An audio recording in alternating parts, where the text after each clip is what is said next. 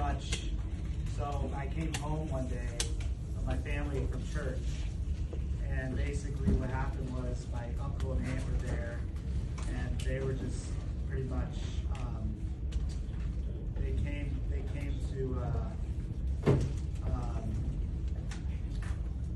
came to tell us something that we weren't ready for.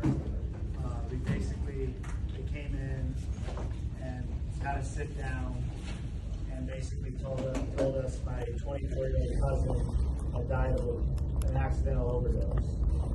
And like this kind of shook my world, because up until then, like the deaths in my family had been like, older people, like they're supposed to die. But like my cousin, he wasn't supposed to die when he died. So so Isaiah 57 verse 1 says, the righteous man perishes and no one lays it to heart. Devout men are taken away while no one understands, for the righteous man is taken away for calamity. And then, so I went to an event called Icon with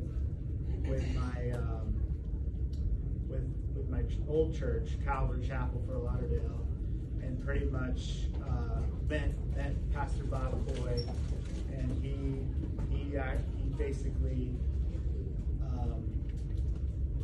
he pretty much said it's going to be okay. You're going to see him again, because my cousin, before he died, went to the altar call and prayed to receive Christ as his Lord and Savior. So it was like a really big deal, because it was like a reassurance. Like it was like, okay, he died, but I know I'll see him again one day, because he came to Christ. And then in Luke 23, verse 42 through 43, the thief on the cross said to Jesus, "Jesus, remember me when you come into your kingdom." And he said to him, "Truly I say to you, today you will be with me in paradise."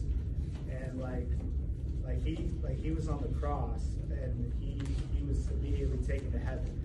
So like you can place your trust in Jesus at the very end and still end up being saved and going to heaven. And then, so there's heaven, but there's also hell. And Matthew 10 verse 28 says, "And do not fear those who kill the body, but cannot kill the soul. Rather fear him who can destroy both body and soul in hell." And pretty much, we gotta be careful. And Satan is a roaring lion. He's looking for people to devour. And when you live in sin, sin leads to death. So without Christ, there's no hope. But with Christ, there's hope in Jesus. And not only that, I don't know if you guys believe in end times, but the way the world is going right now, it's just kind of like there's a lot of tragedy, there's a lot of violence, there's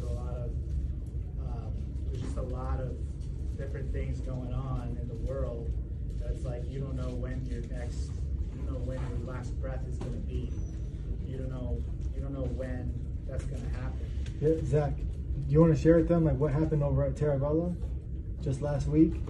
Oh, okay. So there was a shooting over at Terravella, and this girl, she was threatening to shoot up the school, and she was arrested and put on house arrest. Yeah. So like things like that. There's just so much different like things happening in the world today, where it's a scary time we're in. But the thing is like, even with these times that we're in, God is still in control. Like God still has a plan, still has a purpose. And Romans 8:28 is one of my life verses. For we know that God works all things together for the good of those who love God and are called according to his purpose.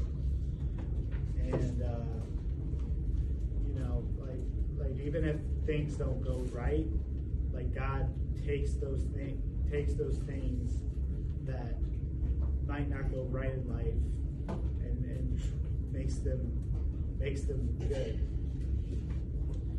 And another verse, Romans 8:18, where I consider that the sufferings of the present time are not worth comparing with the glory that is to be revealed to us. So God's got you, God's got you no matter what. And know that even if you're suffering now, God has something so amazing in store for you. And then last verse, James 4, verse 13 to 14. Come now, you who say, today or tomorrow we will go into such